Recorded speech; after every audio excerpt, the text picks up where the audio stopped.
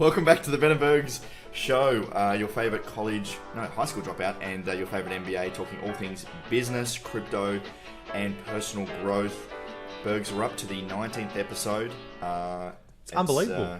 It's been good, man. I can't believe two things, mate. One, we've made it to episode 19, and two, I haven't been fired from collective shift yet. Unbelievable. I've thought about it every episode, the way you fucking treat me, but anyway, that's okay. Mate, just a light roasting. I'm like, today's the day. Yes, sweet release of being fired. So today we've got three parts, and we're obviously continually trying to innovate and iterate our podcast, so it's more and more valuable for you as our listeners. We've had some serious growth. We've got getting a lot of messages and just obviously positive feedback. Shout out to my one of my best mates, Geordie Partridge. He wanted to shout out. He's absolutely loving the podcast. And we're now splitting the podcast into three sections because we know our listeners like different things. Some of you like all of our bullshit. Some of you like just some of it. So we're splitting up into three parts. We're going to try this. We're going to start with crypto. Then we're going to go into business. And then we're going to end in personal growth. So if you like our sort of more smack talking around like meal of the week, meme of the week, our gratitude and kindness, and our hard thing of the week, our accountability, that's going to be at the end in our personal growth. We're going to kick off with some crypto stuff. So we're going to talk about the metaverse, digital economies, how we think the metaverse is, like what it actually is, where it's going, maybe some opportunities there in terms of getting involved. Then we're going to go into our business, which is today we're going to talk about AI because some seriously cool shit's been happening in AI. Love it. Late. So I'm keen to tap your brain on that, and then we'll finish with the personal growth. So fantastic. I'm keen to see this, mate, to see if we can stick to a schedule, mate. Yeah, True Benenberg style. Let's see what happens. I'm awful when sticking to schedules. For those that don't know, like I'm basically always at least 20 to 30 minutes late on the podcast. Bergs is constantly having to move. Okay, 20 to 30 minutes is like ideal. That's fine. This guy, like last week, we were like, okay, we're doing this personal growth thing. We've got this accountability. So, okay, we've only got 4 days because we recorded on a Friday. Let's report back on Monday. Monday rolls around. Oh, sorry, man, I can't make it. Why not, mate? Oh, man, I just don't know. I've got so much on. So pushes it a couple of days, pushes another couple of days, eventually end up with Friday. No, you try and put it on the day where I have EO. You've done this to me so many times. So Ben's like, you're useless, you need more training, I'm sending you to EO. And then he books stuff on my EO days. I'm like, lad, I've told you about this so many times. You can't do this. It just doesn't work. And he's like, oh, well, it's just not going to work. It's just not possible then. Oh. And I'm like, lad, just look at your calendar. You've got fear of looking at your calendar and your email, right? Because it's just mental. It's like 15 hours of madness every day. And then you look at it like, cool, we'll settle on Friday, mate. So Friday afternoon for me, it'd be just before lunchtime your time. Look, mate, we've got to get it done every week. Commit. It's awesome. Bergs, one thing that is going to happen, and guaranteed, is the metaverse. And now the metaverse... It's definitely happening now. It's not off. It's on. It's 100% happening, man. So all of Dubai this couple of weeks have been on the metaverse. I spoke at the Future Innovation Summit yesterday, Bergs. Unbelievable conference. This thing was 1,800 euros to enter for a ticket. Like it was like 2,500, nearly $3,000 a ticket. Wow. There was some serious, there was some ballers there. I spoke on a panel called The Future Economy of the Metaverse. So it was a panel speaking with some really smart people on what is the metaverse going to look like? What is it? What are the business models that are going to work? Who's going there? Do we need crypto in metaverses for does crypto have to be at the heart of it? And we had some really good conversations. It turned out that I was the most bearish on the panel. Like these other three guys were talking about how the future in the next 10 years, everything's going to be on a blockchain. Everything's going to be decentralized. Everything's going to be around crypto. And the moderator was like, Ben, what do you think? I'm like, I actually disagree. Yeah. I disagree. I disagree because you look at the technology that's being built by a company like Meta and what they're creating with their virtual world. Now, it's arguably, okay, let's take a step back. What even is the metaverse? So for me, the metaverse is like something that you, is like a virtual world that you own assets within. So a metaverse could be even some of the games we play. If you think about like Call of Duty, or you think about Fortnite, like these are virtual worlds where you can own land, you can own your character, you can buy different things within. That doesn't necessarily need cryptocurrency to own assets within these sort of virtual worlds. But where I think the real opportunity is, and where this next generation of what we're calling like Web3 metaverses is where you not only own the assets within that game. Let's say you're a baller Fortnite player, right? You own all these, I don't know, I've never played Fortnite, but you leveled up, you have these characters, whatever. In the Web3 version of these metaverses, the time and money you invest into those characters, you would be able to monetize. So within Fortnite, like that's it. That's the end. Once you leave the game, that's it. Your character stays there. What I think is the opportunity is your ability to take that character out of that game and plug it into another game, or plug it into Decentraland, or plug it into Sandbox, and use that character there and buy different things. And maybe you can then take that character as an NFT and go into a real world store, and you can get like merchandise with that NFT, for example. So it's like the distribution or ability to connect interoperability of metaverses and characters and assets. That's, I think, the opportunity. Yeah, it's ownership and interoperability. And if you think of what we think of the metaverse as now, think of like Ready Player One, if you've watched that, or Second Life, the game, something like that. And the whole Web3 part of it is ownership. So at the moment, you have your Facebook account, your LinkedIn account, your Twitter account.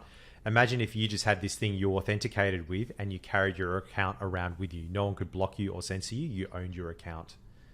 And that's where things start to get really interesting. I agree with you. I'm not necessarily bearish on the metaverse, but I think it'll take a lot longer than people think. People severely underestimate what they can achieve severely overestimate what they can achieve in a year and underestimate what they can achieve in 20 years. People don't think really long term. And if you think, what is it going to be the driver for this? Like, we've already got finance, it works. We don't necessarily need a lot of crypto underpinning these things. You've got centralized companies doing this. What I think a real driver will be is we've seen this rise in, we're going to talk about AI and bots and all these kind of things, just humming along on blockchains or, different databases or in different games. How are they going to exchange value? How are they going to do microtransactions? Because they can't have bank accounts, and if you create these, but they can have a crypto account or a crypto address, and you don't need KYC for that. And you can send money between different bots for different services.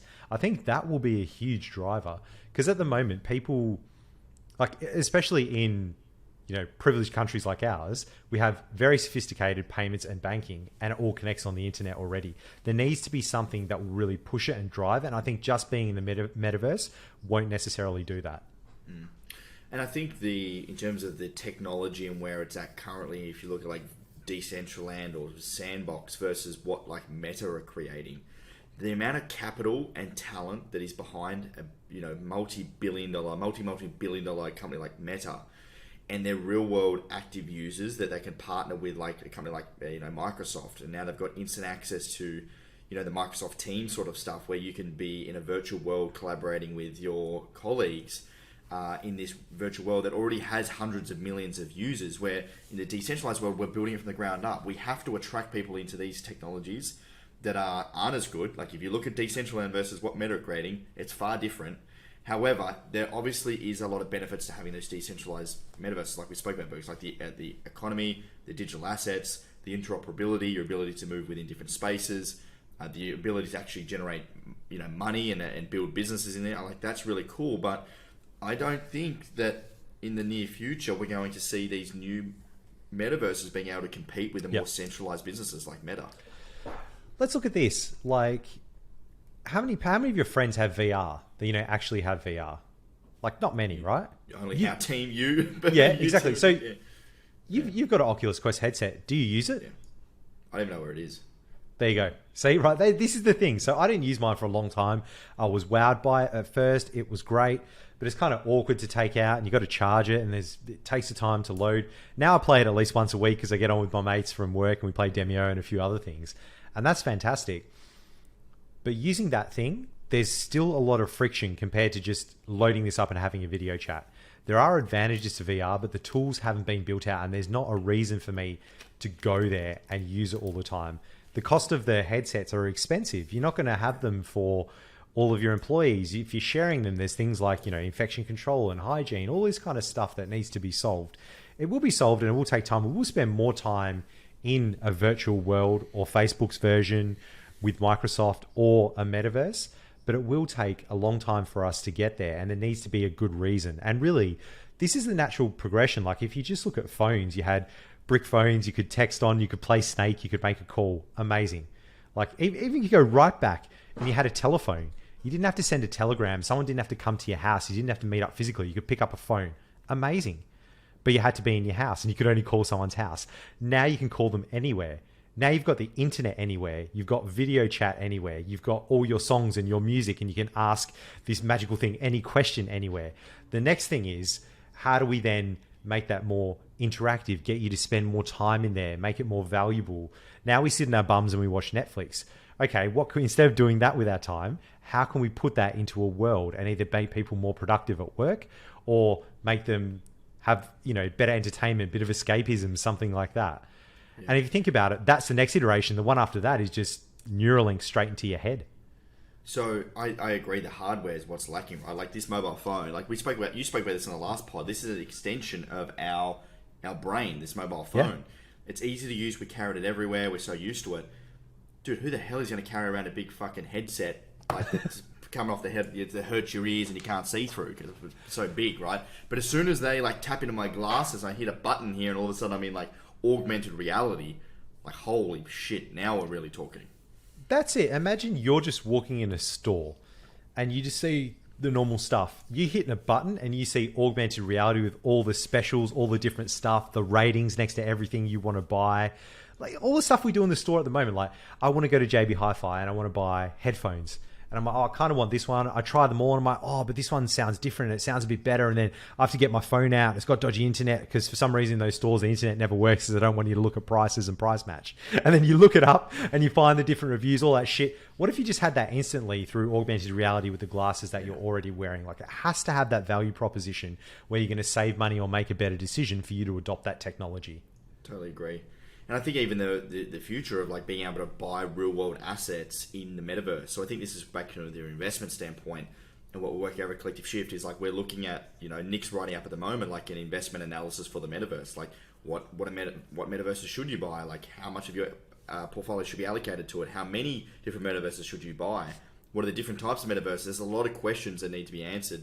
And from an investment standpoint, there's a lot of players in this space. Like there's a shitload of money being poured into building out different metaverses. So yeah, and this is the thing with right now. Yeah, this is the thing with technology as well. It starts off really huge and clunky, then it gets smaller, then it gets commoditized, and then it disappears. Like remember, like back in the day, we had to have big storage, heaps of hard drives, all this kind of crap. Now it's just magically in the cloud. Internet, you had to have cables running through. You had dial-up. You had all this crap. And now it's just Wi-Fi. How does Wi-Fi work? I don't fucking know, but I got the little icon on my phone works, right? Yeah. And humans love to duplicate things and store things that are important to us. Just look at our photos. We take so many of those fucking things. We don't print them out anymore, but we store all of them. And we store them in the cloud. They're somewhere else. The whole tech has just disappeared. It's on your phone. It's in the cloud. It's backed up. We like to have, you know, digital things that we can either copy and move around and back up, or have digital scarcity. It's the area we're going. We'll move into a world where we start to become more and more machines. We're already dependent on machines. Our phones are basically welded to our hands at the moment. So we're going to start to look to these worlds if we're spending more time in them. How can I be myself? How can I be unique? How can I flex? How can I show my Rolex or my bag that I bought? And how can I own those digital assets that I can move around, I can transfer easily, are highly liquid, and people can't take away from me because it's a bearer asset. Mm-hmm.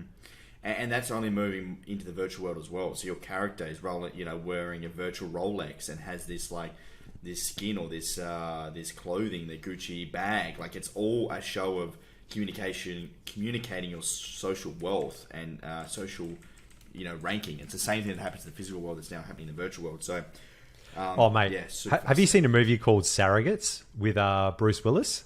No. Oh, mate. Okay. So watch this movie. Yeah. So basically, it's at a point in time where people just stay in their bedrooms, they plug in, and they've got these surrogates that walk around that are like clones or basically robots, and you interact with people. You can look like whatever you want to look like, but everyone stays at home. Even him and his wife are in separate rooms, and they haven't seen what they look like physically in years. It is just absolutely incredible. And even speaking of those kind of movies, watch Ex Machina as well. Have you seen that with the AI robots? No. Oh, mate, that's like next level. That is so good. So, I was listening unbelievable. to this podcast yesterday around the technology right now. It's not commoditized. It's not in the retail hands because it's super expensive. But basically, you put on these suits and you can put VR on, and these suits, what they do is they tap into your neurons or neurology. I'm not sure what it is within your fingers, and basically, depending on what you do within this virtual world. So, for example, if there's a bag of chips there, you go over and you put your hand in the virtual world, open this bag of chips. This suit will basically send pulses into your fingers, so it feels like you're actually touching something like a bag of chips. Or if you put your hand in a fountain, it'll feel like there's water rushing over your hands.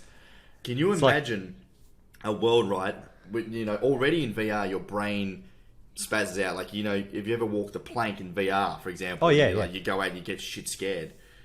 If you have, and it becomes real when you have that sensation. Exactly. If you had the sensation as well, like a fan blowing in your face, or like your fingers feel like you're actually like out doing things. Mate, have you seen the TV series Upload? No, I've heard of it though. Oh, so the premise of it is when you die, like if they get you in time just before you die, you can be uploaded. And you basically live in this virtual world, and depending on how much money you have is how good the world is. I have seen that. Yeah, no, I have seen it. Yeah. And then like his missus pretends she's uploaded, but really she's in one of those suits. Yeah. And like she's basically in a bathtub in this suit, and it's got all the different feedback. And depending on the haptic feedback and the kind of, for want of a better word, like electricity and the kind of stuff that goes through, it activates like different nerves, different muscles, pulse, and it feels like you're doing the thing. How incredible. Dude. I'm excited for it. So to wrap up there, if you want to learn more about the metaverse, if you want to looking to invest in that space, learn more, we've got a crap load of content over at Collective Shift. You can go over, you can use the search button and search in metaverse. Within there, there's a heap of investing stuff, but super cool. And hopefully I'll get a recording of my panel to post up on the Collective Shift YouTube channel soon. Where's your TEDx talk, mate? They're still editing it. Was it that bad? I knew you were going to say that. Fucking oath.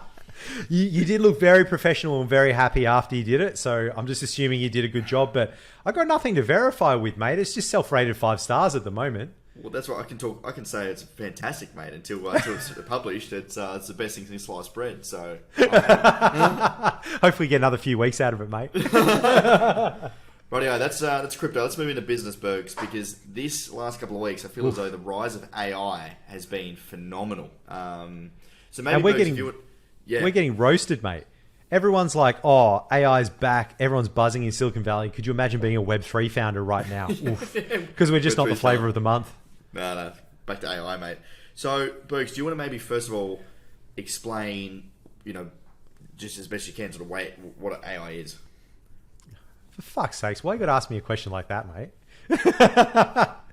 All right, 30 seconds. Let's go. Under 30 seconds. So there's 2 types of AI. One is artificial general intelligence. One's artificial narrow intelligence. The general one is like, Skynet, Terminator, like a human, does all this kind of stuff. That shit doesn't exist, and it probably won't exist in our lifetimes. Artificial narrow intelligence, if you just think of it as one simple application, and these really smart guys use fancy maths to make a thing. That's all it is, right? It's these fancy techniques, and you use computers to go really fast, pump out maths, heaps of algorithms, you train it, it learns, and you build great things. That's the simple view of what AI is.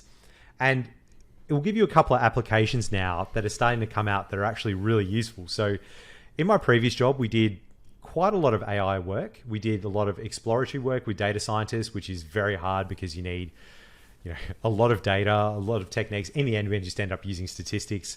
We did IBM Watson as well. So this was for drug discovery, looking at medical papers. So this AI instance ingests all of these papers, and you can kind of ask it questions. It creates linkages. It was quite good for some things, but in the end, the tech was very immature. And we also did a project with wrist fractures. So you get x-rays, and we had some students that would train a machine learning model to say whether there's a wrist fracture or not.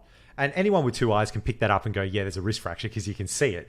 But if you're training a machine to do it, then you move it on to more difficult things like lungs and cloudiness, because the images are very hard to differentiate, but machines have higher sensitivity, which is really, really interesting. And I think the main takeaway here is AI is coming.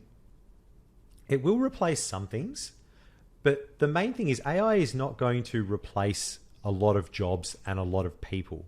What it's going to do is replace some tasks from jobs, and it's not going to be you versus AI. It's going to be someone collaborating with AI. Like, AI will not make you obsolete. People collaborating with AI will make those that aren't obsolete. And we sort of saw this. So I got quite excited. So we tested out a couple of things. We tried out Moonbeam and Copy.ai. And I sent a couple of videos to you, Ben. And as someone who's not in this space, when you saw them and maybe you tried it as well, what did you think of it when you saw what was actually possible? And maybe explain what was done as well in those videos. Yeah, I was blown away. So Bergs basically was typing in some topics. For example, if you did a podcast on Bitcoin, right? And he sort of just gave this AI thing some ideas or topics we wanted to talk about. And there's this AI literally spat out a bunch of different facts and talking points and discussion points around the key topics we wanted to talk about in 10 seconds. And I was like, what the fuck just happened? Yeah, it's like a human went and did all this research and just sent back exactly what we needed to make a video in 10 seconds. That's the only way I can explain it. And I was like, what on, and it was not bullshit. It was all accurate, accurate, quality information. And where my head went was like, oh my God, this is going to completely innovate how content is created. This is better than what most humans could create, right? In 10 seconds. And that's today. And the way we did it was we had 5 different points. We put it in there and we said one was fiat currency is collapsing. Press the next button and it establishes your 5 points. Are you sure this is what you want? Great. Click next. And then it comes out, fiat currency is collapsing. And it gives you reasons like people don't trust governments. They have overspent. This will result in rising interest rates. All of these points, and you're like, holy crap. So it takes you from 10% to about 80%. And then you've just got to put, your flavor on top of that. And for it to get that context so quickly with some of the stuff we were putting in there, especially around Bitcoin and crypto, I was quite amazed. I thought it would be horseshit because I've seen a lot of these before. And this was pretty good. I was impressed. So I was speaking to a graphic designer last night, and we were speaking about AI, and she told me a dirty little secret that this graphic designer now doesn't have to draw 100% of the graphics she does for her clients. She draws around 10% of the graphic designs, and then she plugs in and tells the AI bot what she wants it to create in terms of colors, textures, and she just gives it a little snapshot of what she wants it to create. She hits the go button and it literally does the work for her. She said that within a year, she thinks there will be no graphic designers. Dead set, She reckons it'll be gone. All right, let's go. Ben, you've done it. We're going in deep now, mate. That's it. You hit the button. You hit the trigger, mate. All right, let's get into this. So this is phenomenal because we've got a lot of technology that's starting to do all of these things. And there's some great ones. I've been following some brilliant people on Twitter. Just quickly, the technology behind this, GPT-3 is kind of, I think it's by OpenAI, a deep learning module to produce human-like text. So that's like you write something, you write 10 words and you want to create a blog post, it'll do that kind of thing for you, content creation. And the more you use it, the better it gets because it learns and it understands what people like. Because you give it feedback, you give it a stimulus saying, yes, this was good, no, this was bad, and eventually it starts to give you more and more of what you want.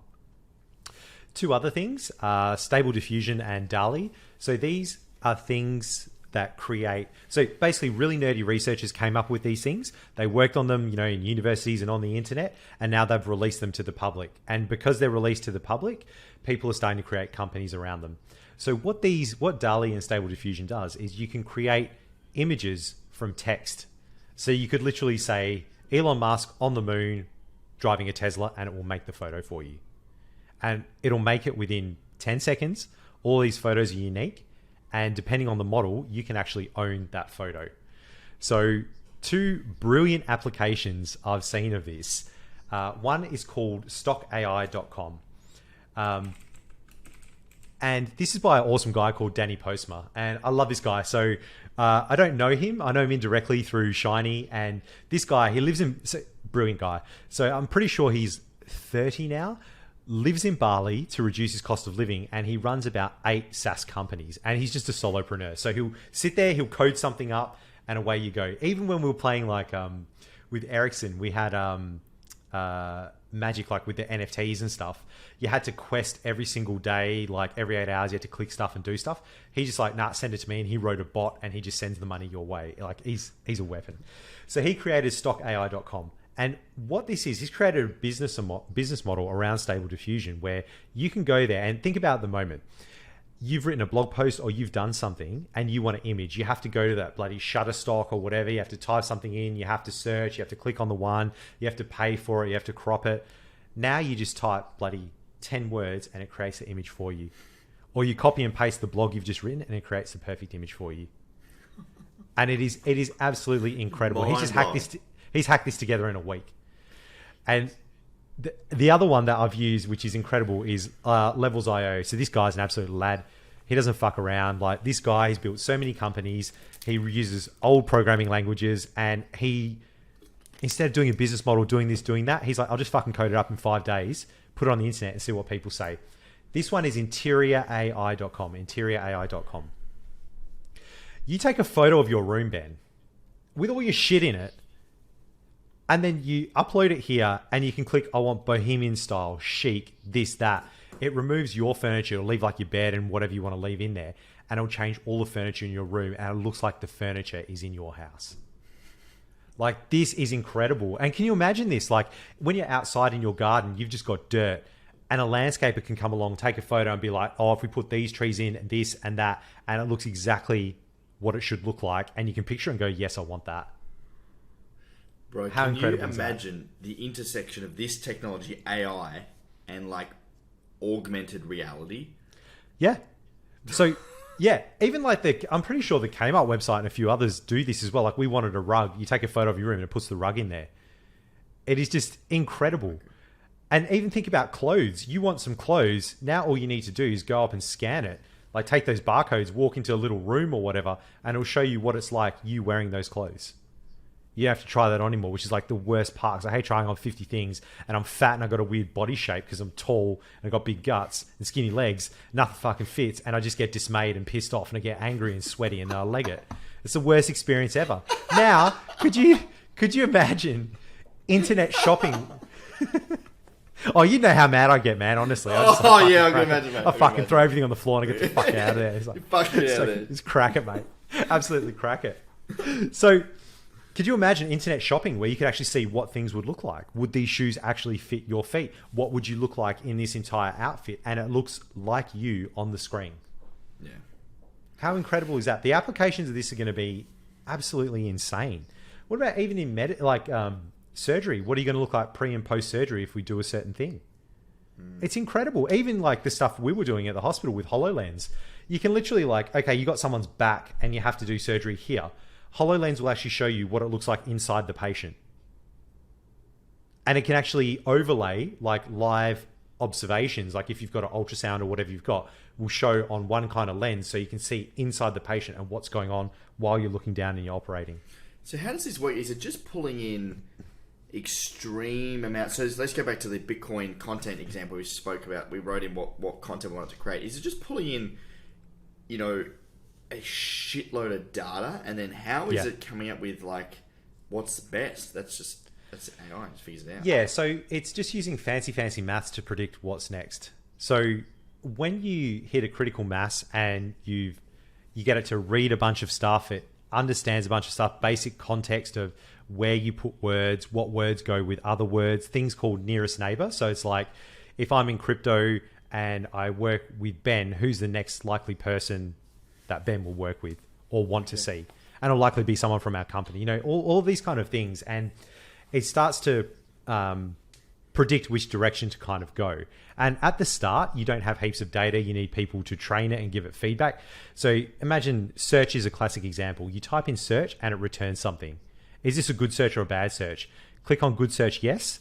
Bad search, no. It'll be like, okay, that wasn't great. And adjust different weightings within the different formulas it has. Yeah. Just keep teaching it. Yeah. So it's like a neural net doesn't work like a human brain, but it's kind of a loose example where, let's say you're in the gym and you're deadlifting like shit and you're getting poor results. And I come along and I'm like, oh, lad, move your legs like this, move like that, and then do that. And you get trained and you get better. That's exactly what's happening here. But it can just do it at such a rapid pace because it's just computation again and again and again. And for those thinking that this is too far out there and you don't use this, you use it every day. So when you go to Google for a search, that's machine learning. They learn because so many people use it. They know when people search what they click on. Do you click on the first one, the second one, the third one? Oh, you went to page 2. That search is wrong. We need to, get those search results and make them better. If you talk to your phone and do speech to text, that's natural language processing. That's artificial intelligence as well. We use these things all the time. So I saw retweeted this video on Twitter yesterday. It was an animation of an AI displaying the human evolution from the start of time to now and moving forward. And the wasn't AI that scary at the end? My God, I actually went like I got goosebumps. Like once it got to like the human, what happened was basically this was the craziest thing for me. You know those human evolution photos where we go from like the monkey into like the caveman to the human and beyond. This thing was not like that. It was like monkey, caveman into like human, and then it like lifted up this phone, and it was like what happened from the phone to the human was like the human arm then created like this like robotic arm that the phone then just like migrated into the body, and then we turned into like this robot. Basically, the phone turned us into this robot that then turned into this like super futuristic like alien type thing, and I was like, oh fuck. Well, this is what I like about AI, where it helps you with thinking and discovery. So like when you've got a few points and you've got a block, it'll unblock you because it'll be like bouncing off someone. Like I'll bounce off you and be like, bruh, what do you think about this? You're like, nah, shit, mate, which you always say. But you give me a couple of ideas and then I'll go away. I'll be energized. I'll be motivated, and I'll go and, it'll unstick me. But then AI goes in very different directions. And I was talking with our dev team about this, and think about this. You want to learn to code, right? So what do? You can't just go and code. You have to go to a website. Someone has to teach you. You have to go to uni. You have to do a course. And they teach you in a structured way. And then you use the tools, and the tools work in a structured way. And then when you've got certain standards on the internet you need to obey, what if you threw all of that out the window? How would that work? How can you reimagine that? And this is what Microsoft have done. They let AI look at all the public Git repos everywhere. So everyone's code that was public. And they're training an AI instance on everything that they've learned. And of course, it's, fun and games, but it's also fraught with danger because all the bugs and everything that's in people's codes or is not secure or anything like that, that'll be replicated and that'll be seen as good. So you need to train it there. But what will we be able to unlock? Because as much as we like to think we're not, being entrepreneurs and in the crypto space, we are very bounded in our thinking.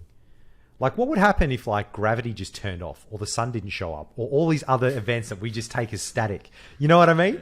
Yeah. And but lad, have you ever like sat down and really thought about what humans will be in like 2,000 years, or 1,000,000 years? Like, because we're not going to be like this. Like people in like, I don't know, 10,000 years or whatever from now, they'll be like, oh, they were just monkeys. Like, what will they be? Will they have giant heads? Will we even need bodies? Will we combine together? Like, how wild, mate? How wild. We just all got the Neuralink. We're just basically like the AI is running the world, and we're just like the physical part of. Yeah. Where? What happens when the digital world is better than the physical world? We're not that far off. Holy shit. When you think about it, most people spend 17 years of their life on their phone. That's the digital world. They spend shitloads of time on Netflix and everything else. We're already doing that. It's now going to just be more interlinked. So it's like the virtual world and the physical world are colliding to the point where we won't even know what the difference is at some point soon. That's a scary thing, especially with those deep fakes. Like, you're going to get a phone call and you're going to think it's your missus saying, send me some money. It sounds exactly like her. and it's not. That's like a really scary thing. Dude, that's 20 years away, not 10,000. Oh, yeah, bro. Can't even compute what's 10,000 years looks bro, like. that's like 2 years away, mate. Yeah, 10,000 is just insane. Well, what was like, 10,000 years ago? What was that? Where are we? 20? What? 1,000? I don't even know, mate. Like, I couldn't even tell you what time that was in the world. I don't know if it was like Mayans and Incans and like all that sort of shit, or if it was cave people. I have no idea when it comes to history, man. Yeah, I'm not a history What guy. was 10,000 years ago? You just Google it. I'm literally just searching 10,000 years ago. So 8,000 BC. 8,000 BC. And while you're doing that, like the last part on AI is one of my mates showed me this music video that was created by AI, which is insane. And even for us, like if we write a post, we can now copy and paste that and it'll create the perfect images to go in that post. And even AI is creating music now. You can half write a song and it will finish it for you. How crazy is that? Like, how crazy is that? It was just unbelievable. Here we go. 8th millennium. The 8th millennium. It just looks like nothing. So yeah, literally nothing. During the 8th millennium, there were 4 known volcanic eruptions, a lot of volcanic activity. So there was fuck all going on. Outside the Near East, most people around the world lived in scattered hunter-gatherer communities which remained firmly in Paleolithic. Paleolithic. It's Yeah, a it's the paleo old diet, Stone bro. Age. Yeah. Yeah, so so that era extends from 2 million years ago, sometime between 40,000 to 10,000 years ago. What a short span of time, considering like the universe is like what 13 point something billion years old. Is it Like really? Yeah. 13 billion years old. Yeah. How old is the Holy universe? fuck, 13.7 is it really? billion years old. So No you way. gotta watch. Yeah, right. Okay, so we live for maybe 100 years. If you had like a kilometer, and you had one, we wouldn't even be one dot for 100 years. That's how old it is. That's when the Big Bang happened. And since you got to watch like Neil deGrasse Tyson's video, he takes the Big Bang and puts it into like a 12-month calendar, and everything that we know and have in our heads happens on like not even a dot on the last month of the calendar. Like that's how close we are to things happening. Dude, that is insane. So, okay, hold up. I'll just Google this. So, modern humans originated in Africa within the past 200,000 years, but Homo erectus is an extinct species of humans that lived between 1.9 million and 135,000 years ago. So, literally, like, the first evolution of a Homo sapien was nearly 2 million years ago, and that's not even a fucking dot on the radar of the whole, like, discovery of Earth. Like, bro, 100 years ago, like electricity and cars and all that shit, like, no. Can you imagine that? The sun goes down, you're inside with a candle, lad. Like, some people had it early on, but it was not evenly distributed. You And walked everywhere. 100 years later, we're saying now that you can type something into some search and this AI thing's just going to, like, draw something for you or spit out the answer. See, and when you look at that time scale, how amazing that is. And, you've seen the thing where, like, they start off with, like, a person and they zoom out through the universe and all the different galaxies. Have you seen that? Yeah. And how small you are, and then you add the 13.8 billion years. It's insane. And I think we've got, like, another 10 billion years until the heat death of the Earth. So that's going to be an interesting one to solve. We won't be solving it, that's for sure. No, we'll be fucking dead, mate. Don't worry about it. We'll be sweet. We'll be somewhere else, mate. Does it blow your mind that we're literally made up of other people? Like the atoms in our bodies were in other things and other people and insects and whatever the fuck, and they combined to make more people. And what's even weirder is like this cycle where the water that you drink, Albert Einstein probably drank. Because you drink it, it goes through your body, you urinate it, it goes somewhere else, it goes up to the clouds, it comes back, you do enough cycles of that, and it spreads around. How weird, mate. We're drinking secondhand water. Mate, we're all just renting. What's the world going to look like in 2 million years? Will there even be a world? Will we even be here, or will we fuck off somewhere else, mate? Will we have time travel and it won't matter? What if we're just an experiment? What if we're living in some nerd's computer in a basement? What if there's 50,000 versions of Earth, and this version obviously I'm better looking than you, but there is a version where you might be better looking than me. Could you imagine? How wild. Mate. How wild. There's so much we don't know. And while it's scary, it's kind of really beautiful as well that you don't know those things, and it makes the time that you have more precious. Yeah, 100%. When you realize how insignificant you actually are. Oh, that's it. When you realize like you just don't matter, and in 100 years, no one will remember you, and you'll be dead anyway, so it won't fucking matter. You're not going to hear their praises. Like, it's a silly thing to leave a legacy. Like, you're going to be dead. You're not going to be there to appreciate it. Like, yeah, help people and do good things in your life, but not with the expectation of your name being in the history books. People are going to rewrite that shit anyway. Dude, live life, fucking enjoy it, go do some Oh. crazy shit. I think I've said this to you before. Like, the Mayans, Incans, all that sort of shit, they ruled the world. They were the fucking bee's knees, top of the wazza. Can you name 5 of them? Neither can I. I would have no idea. And that wasn't that long ago, mate. So they got no chance of remembering us. Live your life. Enjoy yourself. Be good to other humans. Okay. Boost, do you want to do this other one in business, or do you want to go to... Oh, no. I want to do it. I've been dying to do this one. Okay. Oh, my God. All right. We're talking Andrew Schulz, people. Yeah. All right. So for those people that don't know him, Andrew Schulz, he's a podcaster, stand-up comedian, and he's an absolute lad. So what he did was, I don't think he ever named them, but he got paid to do a comedy special like you'd see on Netflix with Rogan and Chappelle, all this sort of stuff. And the way they do it is quite good. So they'll plan it all out. They'll talk to the studio. The studios are pretty good. They're like, yeah, go and record it. And they record 2 of the same session on the same night. So this one actually opened with Bruce Buffer. It was amazing, mate. It was unbelievable. It's for free on YouTube, and we'll explain why. But they do 2 recordings because obviously you're going to stuff up. You're going to do some things better. You're going to forget some things, and they just blend them together, and it just comes out as, you know, cinema bliss. So this lad, he got paid, I think it's roughly around like 800K, something like that, to do this comedy special.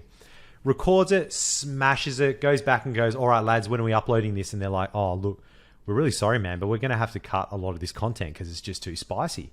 And he's like, well, what do you mean? And there was back and forth, and the people at the agency were saying, you know, they were really good. They went into bat for him, but it was just too spicy. And you'll see, like, in the first minute, it's fucking spicy, mate. I love it. So what he did was, he's like, well, I want to buy the special back from you. So he basically gave them the money back, and then the 800K, and then bought it from them. He used his entire net worth to buy it. And this is a huge gamble, and because he believed in it so much, and it was his best work. So what he did was, he took that, and I believe it cost him around like $1 million, something like that. I don't know if they included giving his salary back and everything. He took it and he sold it on his website, I think for a week, for like $50. He made 5 times what he would have made selling it to that streaming service, and he now owns it. So he sold it to those people, made a bunch of money. People supported him. They're like, this is great. And mate, it absolutely fucking delivered. And then what does he do? He goes, oh, great, it's been a month. I still own this. I'm going to release it on YouTube for free. But he got like a giant sponsor. So like at a couple of times in the video, he has like sponsorship stuff that goes through it. So he gets paid for that. And then he increases his audience. I wonder how many things, that thing had like millions of views on YouTube. And the thing about this is, can you imagine this model?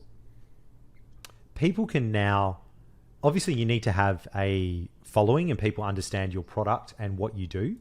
But you no longer need all of these services to be able to get a lot of money. You will make more money doing self-distribution. How crazy is that? It's the personal brand, yeah, you know, pathway, right? And even it sort of taps in a little bit of a decentralization sort of ideology around removing the middleman. Like, no longer do artists need to go to, you know, record labels to distribute their, you know, their records. No longer do movie producers need to go through big distribution channels to do it. Like, you can do this on your own, and you're going to probably make a shitload more money. Yeah, and I think I'm pretty sure it's Chance the Rapper, where he releases the majority of his stuff for free. Yeah. Right? You just get it. There you go. You don't have to buy albums or do anything like that. And he gets all his money from merch and touring, and he's completely uncensorable. So check this out. Andrew Schulz, it's called Infamous.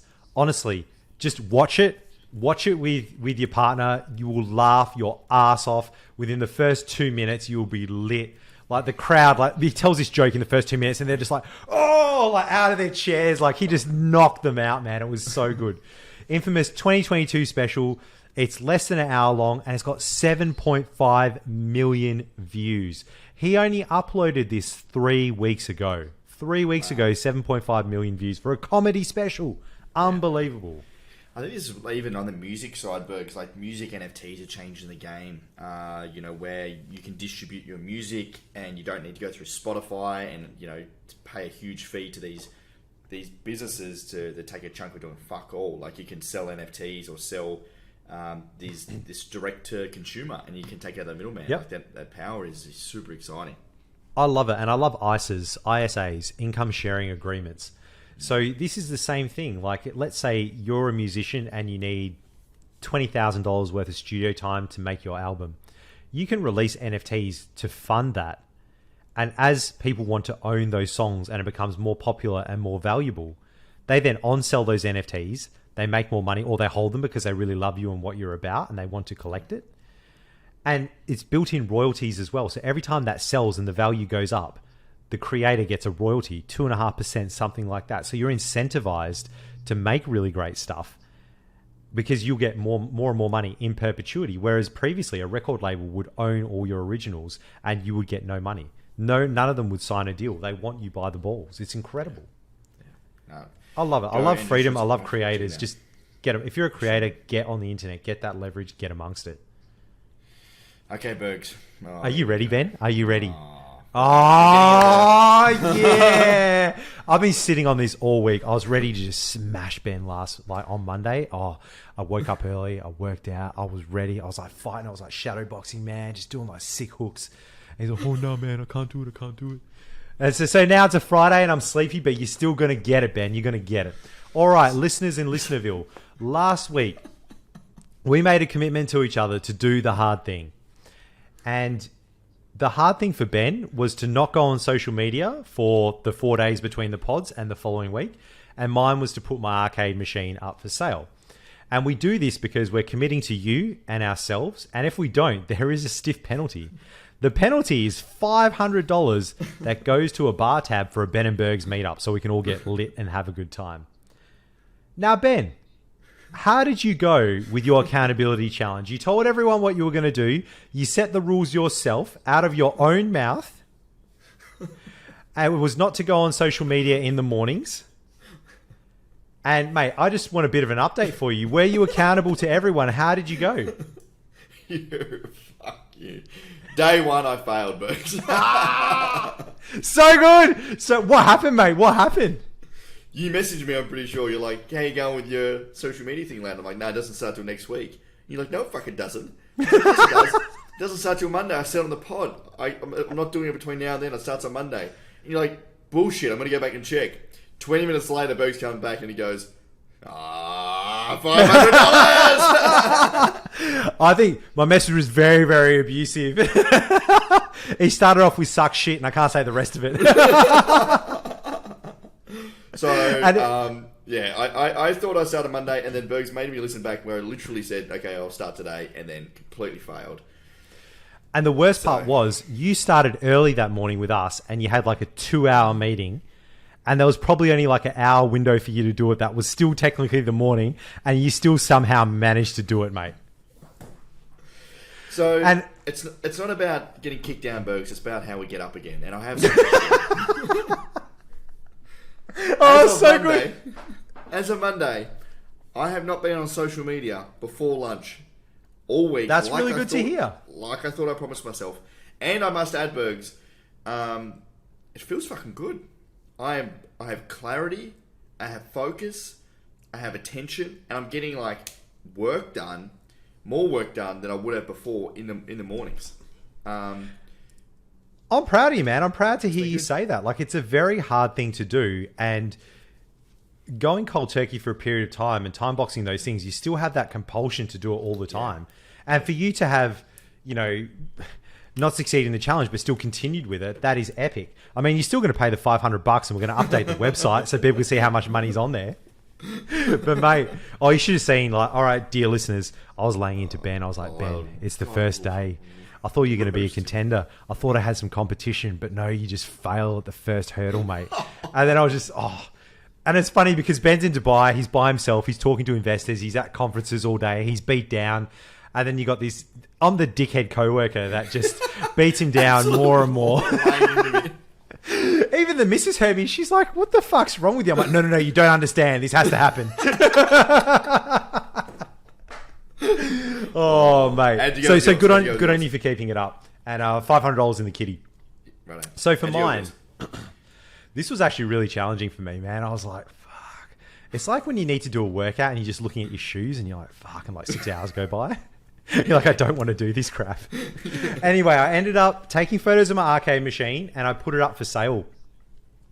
And I thought it was going to be, in my head, I built it up that, I have to fix it, I have to clean it, I have to do all this stuff. And these idiots and tire kickers are going to come down. They're going to talk to me. They're not going to understand. I have to load it on a truck. They're not going to have a truck. They're not going to pay me. Like, I've been through this before. I don't want dickheads coming to my house looking at all my shit. And I'm like, oh, fuck all this.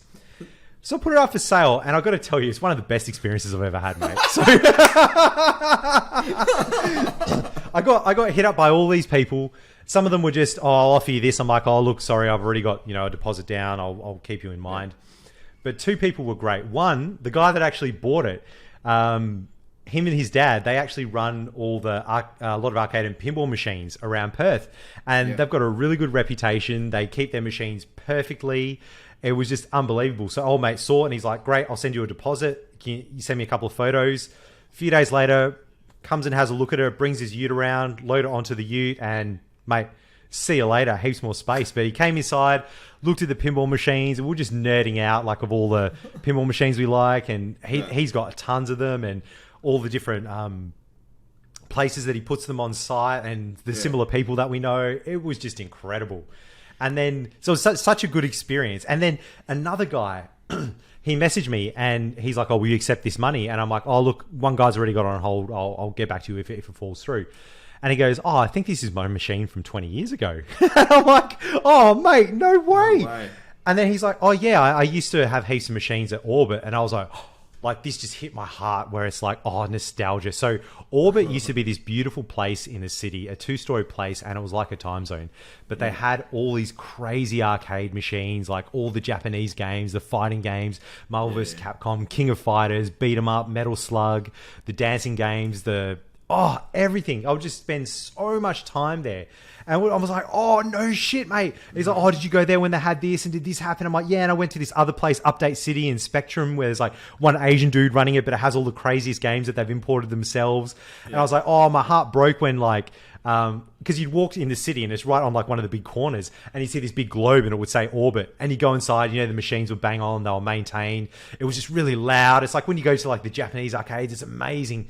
And then Orbit, the sign was still there, but the bottom was like off your tree. It was like a bong shop, and I was like, oh no. And I was like deep in my 20s by this point, right? It's like, so and I was like, oh no, because I'd always go in there for a game, and the best players would be there, and you challenge them. But then I went upstairs, and they still had the games there. And he was like, man, I had to lug those games up those fucking stairs. And he's telling me the story about it. It's so good. But then eventually the whole thing had to close down, and it was the end of an era. So the hardest thing turned into a actual enjoyable experience is what you're saying. This is the thing, man. Like, especially with me, it rings true where if you worry, you suffer twice. And in general terms, we suffer more in our own heads than we do in reality. Yeah. It's the things we think are going to happen that we prepare for that never eventuate. What is this person going to think? What are they going to say? Am I going to get bloody run over? I've got anxiety about my flight, whatever it may be. And these things never, ever eventuate into some bad, like kind of worst case scenario. It always turns out all good. It's a good one to take away. I think I personally overthink sometimes, and I think in reality there's just absolutely no need and complete waste of energy. But the other thing I wanted to mention, Bergs, is that this has been fascinating for me because what I've actually realised has been 2 accountability things so far, and they're compounding. I've been to the gym every day for the last 5 days a week for the last 2 weeks. No shit, you're actually building habits from this. Amazing. And I haven't been on my phone before lunch or this week, and I've already started my accountability for next week. I wonder if the interactivity, but I've started my accountability as well. The interactivity between the two. We're preloading, mate. This is how good we are. We have to get after it. We're getting an AI here. Yeah. So I really wonder if going to the gym gives you more focus and clarity, and you're not seeking out your phone, and then not actually using your phone gives you more clarity throughout the day, and you can more easily go to the gym, have better workouts, get better sleep, and the cycle continues. So okay, let's go to the third. Let's go to my accountability for this week because it ties in. So for me, it's all, I'm always trying to optimize for focus, clarity, energy, and happiness. That's really my sort of 4 things. And not using my phone before lunch made me feel more focused, made me feel like more freer and sort of just better efficiency at work. Then the gym, I feel great. I feel happy. I get a sweat on. I feel like I've achieved something for the day. I'm feeling fit. I'm feeling healthy. But my sleep was still fucked. And because I realized I was still using my phone, obviously after lunch, I was just using it too much. So now, Bergs, my accountability for next week is to not sleep in the same room as my phone. So now I'm putting my phone on charge in the kitchen with my alarm on. So when I go to bed, I'll watch Netflix or whatever, but I'll just go to sleep. And then I'm not like checking my phone like an hour before bed. And it's not in the same room. And I've done that last 2 nights. It's a game changer, isn't it? Game changer. I leave. Do you do this? I leave my phone actually in my room because I need to hear the ringer. But I put it in the closet behind the door. So it's away. It's locked away. I can't get it. I can't get out of bed. But if there's an emergency call or something, then I'll be able to get it. Yeah. And it's just got my alarm and that's it. And I can literally lie in my bed and I can read a book and that's it. Yeah. Nice. Yeah, it's a game changer. What else do you do to optimize your sleep? So I've just started taking melatonin tablets. So for the first, I've been sleeping maybe like 5 hours the last couple of weeks just because of work and fucking busy and on my phone and all this sort of shit. Terrible sleep. And but I travel because I travel a lot and international flights, I take melatonin. Had melatonin the last couple of nights and I haven't had early starts. So I've been getting up at like 8:30. Last night I went to bed at 10, got up at 8:30. My first like 10 hours sleep and made absolute log all night. It was fantastic. So good. I'm going to keep taking them, I think, because it's just a game changer for sleep. It is. My missus takes them and swears by them. And I've had them a few times. They just make you cozy. And it's not like a sleeping tablet, like a sedative. It gets you in the mood. Even different lights can produce melatonin as well. You don't have much control over that because you're in a hotel. Yeah. Another thing for my sleep, 2 things actually. One is Breathe Right strips. So this was just amazing. So these are little strips you get from the chemist. They cost about 50 cents each. A little bit of like sticky stuff that goes over your nose like that. And what it does, it just pulls your nose out a little bit and you can get like 30% more airflow into your head just instantly. Wow. It's like you've had deviated septum surgery and you can just breathe so much better. You're like holy crap. And even the missus that doesn't have a deviated septum, she can just breathe so much better. And all it does, it just goes on and it slightly goes like that. Can't even feel it. Don't even know it's on. And mate, I had the best sleeps when I had that thing on. Really? Yep. And my other tip, so honestly, give that a crack because it's low touch, low invasive kind of thing. And it just optimizes your sleep. Some people also tape their mouths shut as well. Like just a little bit of tape so you breathe through your nose. I've never really done that. The other one is reducing the temperature of your room. So the colder it is... I do that, yeah. Yeah, the better you sleep. 18 or 19 degrees. It's good for the hotels if they've got the thermometer. I don't have that at home, but that's good here, yeah. Yeah, that works a treat. That works just so well. Like you just get... I don't know. It does something to your body. Your body's like, cold. I need to sleep. It's like some evolutionary thing from cave people or something. Yeah. Yeah. Okay. But that was phenomenal. And that's pretty much fixed my sleep. And also disconnecting as well. So I don't go on the TV all the time. Even last night, instead of watching TV, we just put on like Triple J and I was reading a book and Mrs. was doing crochet. And you can get to sleep so easily doing that because you're not constantly being battered by like ads and stuff to like jack you up and, you know, make you rage. Yeah. Yeah. I think, just those, it's been a game changer. The temperature, no phone, and melatonin. That's the 3 things. Yep. Amazing. Now, what's your accountability? What did you say? What's your accountability? What's your accountability, boy? So mine is, it's a single one. And are we going to have to complete this by Monday? If we do the pod on Monday? let's just say yes. I want a challenge. Let's do it. Yes. So mine is to paint my bathroom.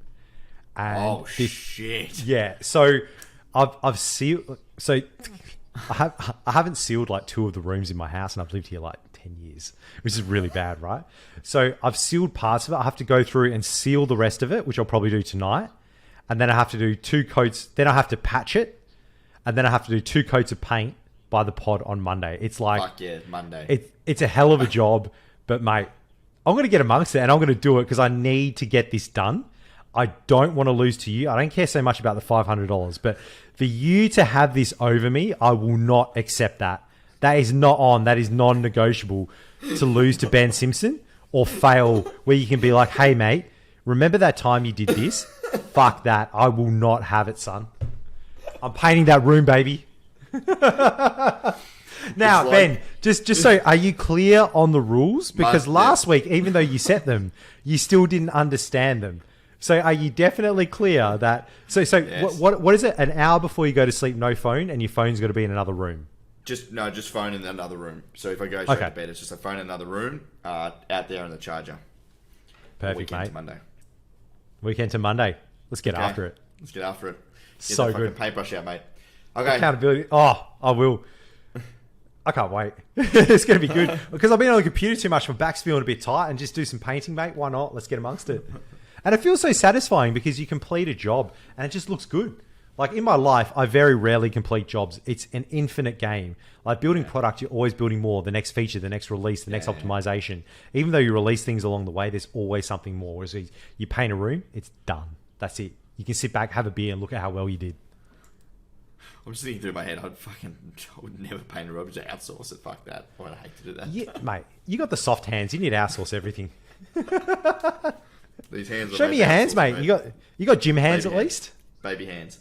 Oh, mate, nah, you got to have like big like man calluses, mate. Got to lift some weight. Right, what we got last? We got last. We got meme of the week, meal of the week, and gratitude. Okay. Which one do you want to kick off with, mate? Let's do middle of the week. All right, I'll crank it up. You want me to go first? Yeah, mate. Okay. This is still ringing in my brain, and every time I think about it, I squirm. So, Bergs, what you've got here is frog legs. Oh, yeah. Deep fried frog legs. Get amongst it. Now, I went out for dinner with a friend, and she'd had these before, and she was like, you need to get this. I was like, no fucking way am I getting frog legs. She said, you need to eat them. Like, no way on earth. She finally convinced me to get frog legs. She was smashing them down. She loved them. I had a few bites, but the thought of my head was like a little frog jumping around. And I was like, ugh. But the legs are so tasty, mate. Oh, I just can't do it. So, had a couple of bites. I was like, I'm out. That's it. But I wanted to share on the pod that I tried frog. What's the sauce? It looks green. Is that blended frog? Oh, God. I don't know, mate. Just even the thought of it just makes me squirm. You didn't like the taste, mate. So how was the taste? Okay, the taste was okay, but just can't bring me to eat it. So the taste was all right, but just the fucking thought of it. I don't know. I have to rank this like basically a 1 because I'm never eating these again. But the meat was okay. You know, if you just pure taste, that's all right. I've had frog legs. Is a lot like chicken. Not too bad. I mean, it's not my favorite thing, not the worst thing, but yeah, it's all right. Yeah. You ever had chicken's feet? Oh, no. You ever seen chicken's feet? Yeah, gross. Oh, so I don't understand. Like, I've had it, but I don't understand why people eat it. It's just like soggy feet like this. And it's all like wrinkly. And like, stop it. You can still see the nail beds and shit. And people are like, they're like eating them and they're like spitting the knuckles out and all that kind of shit. You can't taste that much on it. It's just like a black bean sauce delivery system. Oh, mate, have you ever had century egg? Do you know what it is? So it's like, it's like a moldy egg. So they take an egg and they like ferment it and it's green and it's moldy and it smells rank, but it tastes pretty all right. I actually don't mind it, mate. It's like a Chinese delicacy. Move on. What have you got? Wait. What's the weirdest thing apart from this that you've eaten for a meal? No, not much, man. This should probably be up. This is probably the weirdest thing. Really? Yeah. I don't know what's... I think all mine's pretty common. Century egg. Jellyfish was up there. That was a bit weird. Oh, yeah. What about what's one food you want to try? I want to try whale. As bad as that is, I still want to. I've never... where do you eat at whale? Japan. I want to try... I wanted to order horse in Japan as well. Because they serve it like sashimi, but they didn't have it like the day that I was leaving. But it's just weird to do, but I'm like, might want to try that. I haven't had kangaroo before. I want to have kangaroo. Did you have it when we came over to Little Creatures, or they didn't serve it, did they? Nah. Because they do it so well there. Yeah. Kangaroo's great. Have you had camel? No, I haven't had camel. Mate, you're in the fucking desert. Go and eat some camel. It is like, seriously, if I had to choose one cut to have at like a steakhouse or something like that, it will always be camel. It is phenomenal. It's beautiful. It's gamey. It was just delicious, mate. Get amongst it. What have you got? What do you got for us? All right. Here we go. This is my meal of the week, mate. Oh. This was incredible. So, I went out for lunch and there's this lovely Burmese place and it's in this kind of weird industrial area. It doesn't make sense. It's in the hood. And I went out there and I'm like, am I in the right place? I'm just like tripping because the sign's gone and there's another sign up and it's a weird Malaysian place. And I'm like, fuck. And I don't really like trying new places because I'm like, I'm in the hood, it's dodgy, I'll get food poisoning for sure, I'm going to get fucked up. But I was so hungry. Anyway, I go inside, lovely Malaysian guy there. He's like, how are you? Come inside. Yeah, it's like, oh, yeah, cool. The place was packed out. It was the cleanest I've ever seen this place. It was cleaner than the Burmese place. And this was one of the dishes we had, and this was just beef rendang, man. And this was unbelievable. The beef was just so soft and it was just coconutty. The spices were incredible. The rice was great, cucumbers great, but this was just like, man, top notch, mate. When you go to like, imagine you went to like a Malaysian person's house and she's just a sweet old lady and she feeds you and gives you a hug. That's what this was like, man. And my missus caught a peek. She looked behind and there was a sweet old lady cooking in the back, mate. And a young guy. He must have just had his mum just cooking up these meals. Yeah. This was incredible. Just melts in your mouth. I would eat this any day of the week. 10 out of 10, baby. I would not change this at all. It was the shit. Just basic, clean, simple. Just good food. It's what you want, and it's incredible. And even the sauces they had on the side, usually get like a red chili sauce, which is pickled. But, they add extra heat. They add just that little bit more to make it 10, 20% better and put their own spin on it. Yeah. And you can tell they're really proud of what they deliver. And I'm like, and this was like $10, man. It was just so cheap. Incredible. Meal of the week, mate. What do you got for me, Moise? Oh, mate. All right. Let's get into this. All right. Load it up. I got a couple this week. So I've got one for the pod, one for you and one for me. All right. So this one is a panda in a bin. And it says, I may be trash, but that means I'm someone else's treasure. And just in his eyes, he's just looking out there for someone to love him. And I love this because the sunset does it for me. Yeah, the sunset and like the gradient going up with like the pink and purple sky. He's just looking out there. Someone will love me. It was just beautiful. Gave me the feels. And it reminds me of that other one where it's like you clean your room so well, the only trash left is you. So good, so good. All right. So this meme is for me. And there's this schizo-unit monkey. He's just looking at you, staring you down with a smile. And it says, me about to make a situation worse with some ill-timed sarcasm. This is me like 24/7. We'll be in like the most serious all-hands meetings. And I can't help myself. And I'll just say like the weirdest thing. It's like almost this like autistic response that has to come out of my body. And at the end of the meeting, I'm like, how am I still employed? Serious meeting, very deep strategy, and Berg just cracks the most fucking insane, like, spicy joke. So good, so good. I have to live my best life, mate. Oh, awesome. And this meme is for you, mate. It's so this is Christian Bale. I think it's from American Psycho. And it says, sometimes I want to quit social media, but then it would be a better place without me. So I stay. That's for you, mate. Stay on social media to make the world a worse place. Oh, classic, man. Right. What's our last thing here? We've got gratitude, kindness of the week. Oh, mate. So my gratitude of the week will be the people in my EO group, man. So this is, it's an accountability group, and we meet monthly, and you have to talk about how your life's going, what's going on in your business, and bring your biggest business challenges. And we all stepped up and we brought the hardest shit, like the hardest things that are going on in our business, how it's affected us, what our outlook is like. And the people in the group, they just talk about their experiences and things that have helped them and stories that they know. And just being able to speak with people about, like, we're in crypto, we work in Web3, we're in a startup, we have to pivot, we do crazy shit.